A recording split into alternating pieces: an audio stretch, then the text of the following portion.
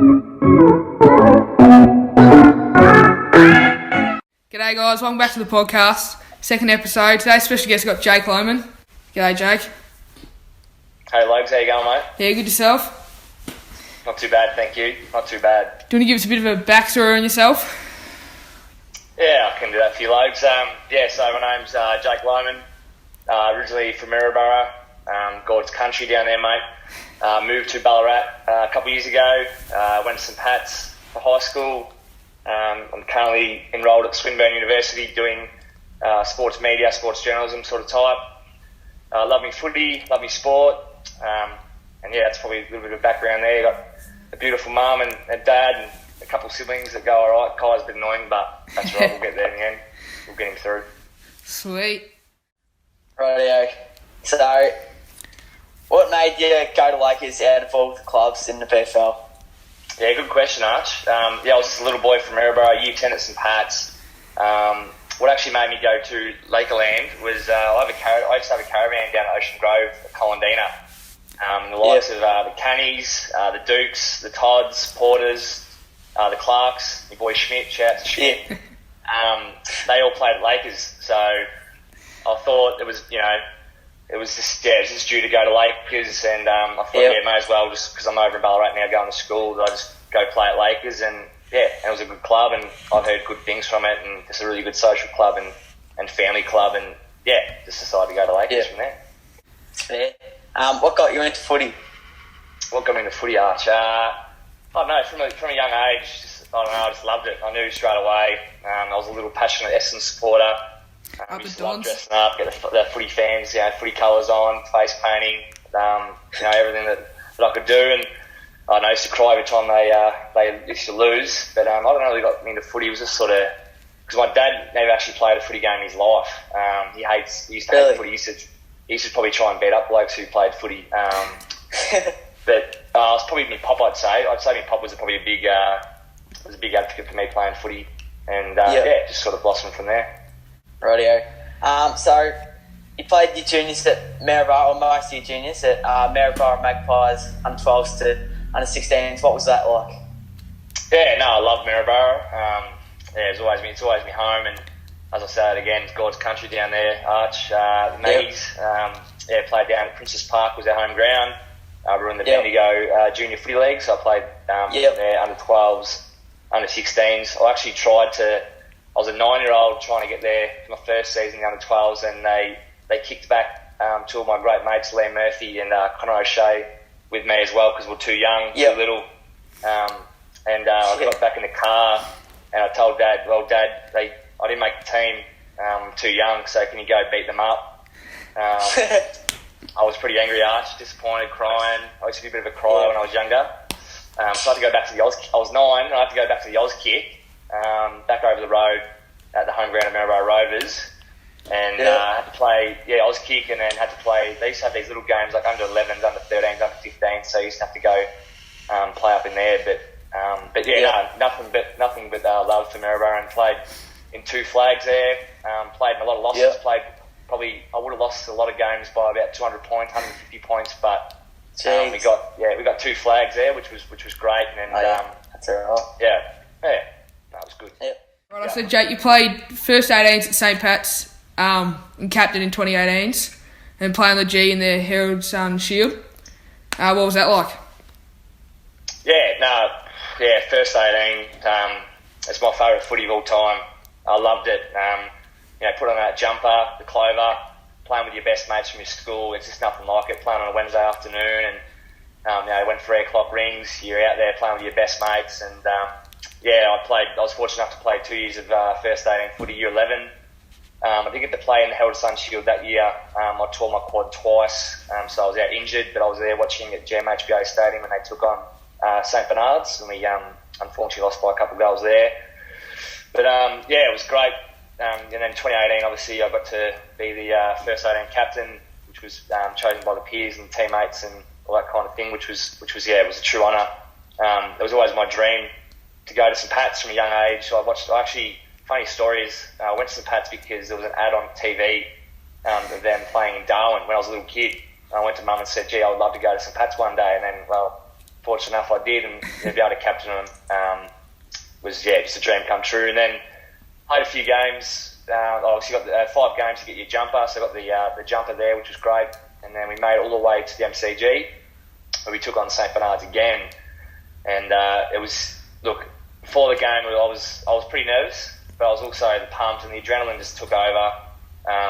And once we got out there on the ground, warmed up, and you're seeing yourself on the camera up on the screen, which is pretty cool. And that we got jumped at the start in the first quarter, and that's where we probably lost the game there.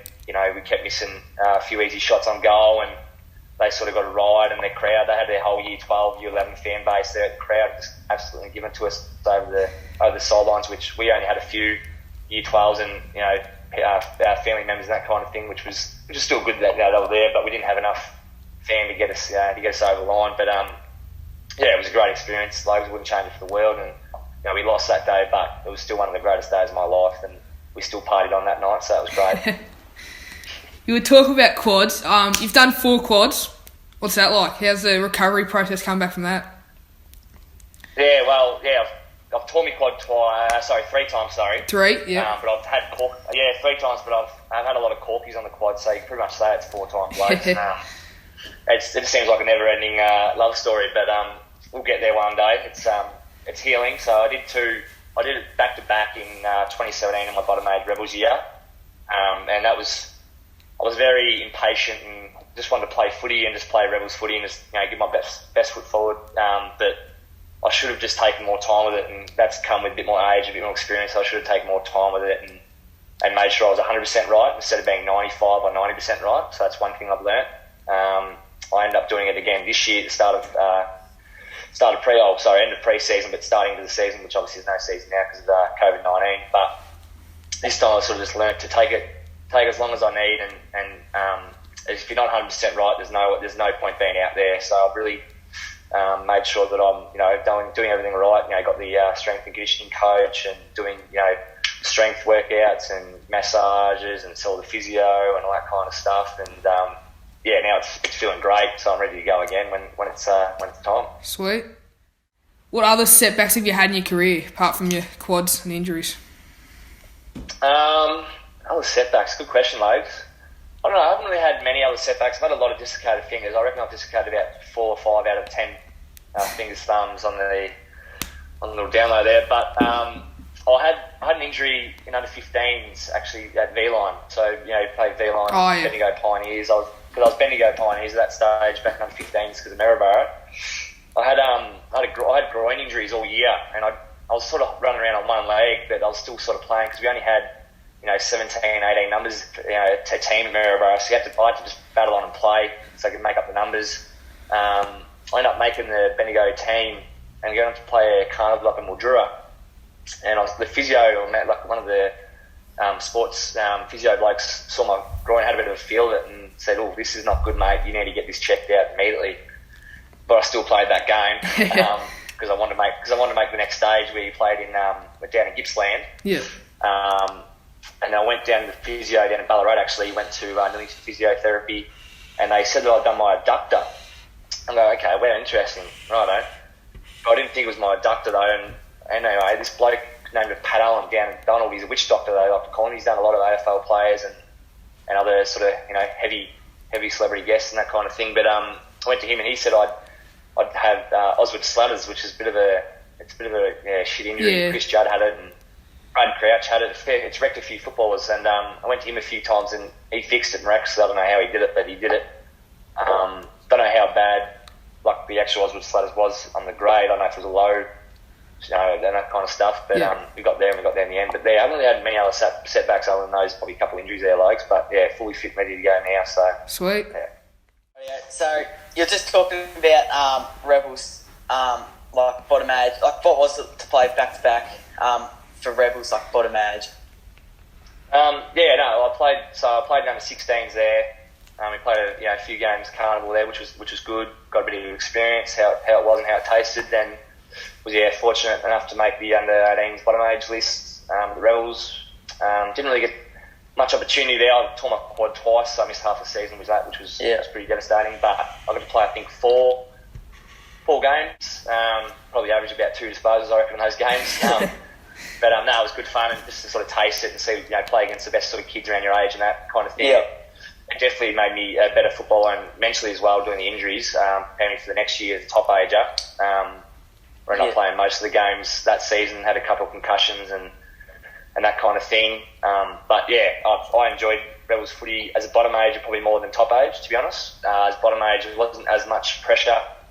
And I sort of played it more freely and a bit better, I reckon, because I was sort of mentally in a better state, I reckon, playing as a bottom ager. As top age, a bit more pressure. I probably did play better in the end, stats wasn't that kind of thing, but I really did enjoy my age Rebels bottom age Rebels year, which was a really fun year. Top age year was still a lot of fun, but I didn't enjoy it as much as my bottom age year. Yeah. So now you've played a few games VFL with North Melbourne. Could you talk us through that? Yeah, I was pretty lucky to play a couple of games with the North Melbourne VFL last year, 2019. I actually had pneumonia going into the pre-season. Last year. That was another setback. I forgot to say. Sorry, had pneumonia. Dropped about 8 kilos. So I need to go on. I don't know, something to boost me weight, reverse Jenny Craig and that kind of thing. Need to go on something that was going to beef me up a bit arch. But I went to at the end of the pre-season to North, which was pretty lucky to get a few training runs in, and I ended up making the rookie squad there. So I wasn't actually on the official list, but got to train every training session, and I ended up playing about, I think it was 3 practice matches. That was a great experience. Lined up on David Armitage, my first game. Against in the centre bounce, which was pretty cool. Bloke who played 150 AFL games for St Kilda, and then got to play a few games there. And I did okay for the first few games. Like, I wasn't obviously any good, but did alright. I did alright, I thought, and got good feedback, which is good. And then went back and played local footy for Lakers, and then I was lucky enough last 2 games of the year to play the VFL against the Geelong Cats and Footscray Bulldogs, where the Geelong game we lost by about 100. It was a bit of a blowout.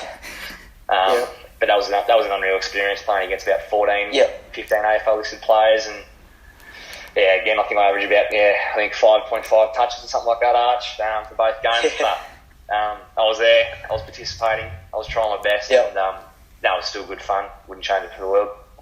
Right, thanks for that. So, what got you into coaching at a young age, Jake? Yeah, good question, Logs. Coaching. Well, I've always sort of thought I was always a leadership. Like, I was just always showing leadership. I thought I was always been sort of a natural leader. I've captained a few sides and been in leadership groups and that kind of thing. And I always like to use my voice. It engages me in the game, and I think it helps other people. I like to help other people out as well through my voice and through my actions. But I don't know, coaching just sort of, Brad Wooten sort of sent me a message. I think it was after 2018 season. Yeah, so after 2018 season, said, would you be interested in coaching junior footy next year? And I sort of said to him, look, not too sure at the moment. I was up in Port Macquarie working with my dad, doing a bit of labouring, and I didn't really know what I was going to do, to be honest, next year. And I sort of thought, well, look, why not? Let's give it a go. So I actually thought I was coaching the under-17 reserves at one stage. And then Brad sent me another message or phone call a couple of weeks later saying, you've got the under-15s coaching job if you want it. I said, yep, let's go for it. Under-15 seniors, let's go. So I thought, may as well take it on and improve my knowledge of the game and give it to young kids. Obviously, you, Logs and Arch, we done the 15 boys last year, and I thought, why not? Just give it a go. And then I had a lot of fun. Me and Mr. Turner, Harry Turner, was the assistant coach, and all the other dads that helped out, Dickers and all the rest of them, which was great. I had a lot of fun down to 15 boys. It taught me a lot about myself and how to handle young kids, and it sort of matured me in a way as well. But then this year I was about to coach the under-19s actually, so I was taking on a bit of a challenge there. Obviously, kids are only a year younger, or 2 years younger, or 3 years younger than me, so it would have been quite a difficult task. It was one that I was willing to take and give it all my go and see how I go. But obviously, didn't get to happen with obviously COVID. So also with coaching, how did you balance under 15s seniors coaching while you're still training with North Melbourne and everything? Yeah, good question, Logs. Well, I was obviously coaching under 15s playing footy at Lakers seniors, training twice a week down at North Melbourne, VFL, and then also working sometimes down in Warragul with my dad. So I had sort of a few obstacles to go through, and there was a lot of challenges, especially being a 19-year-old kid who, I am quite immature and, I'm out there sort of character, but I had to, drive, 3.5, 4 hours to come back for training on Thursday night, to train with obviously you boys, coach yous up, under 15s, and then I'll also train later with the Lakers seniors, and then I'll be working on a Monday, and then go travel an hour and a half into the city to train at North, and then drive another hour and a half back to Warragul and start work again at 6:30, 7 o'clock in the morning, and then the same thing happened Wednesday night. I'm getting home at 10:30. It definitely took a toll on my body. I think at the end of the year I was definitely fatigued, and I didn't have as much, I guess, energy and that kind of thing, which I think that's shown as well. But probably my performance as well was pretty sloppy, but that's all right. It was definitely a challenge, Lokes, but we manage on, and we got to do what we got to do, I guess, don't we? Yeah. Thanks for chatting with us. Going through a bit with us, and shouting us out too on the Instagram, getting us a few followers. But thanks, mate. That's all right, Arch. No worries, mate. I'll keep shouting you boys out, and hopefully we'll take this podcast past Dylan Friends podcast and all the rest of all the other competitors out there. We'll see how we go. Well done, boys. Thanks for that. Cheers, JP. Cheers, mate. Thanks everyone for tuning into the podcast this week. Don't forget to go check out our Instagram, Lakerland_podcast, and our YouTube, Lakerland Podcast. And also we're on Spotify now, so go check out that Lakerland Podcast. Cheers, boys.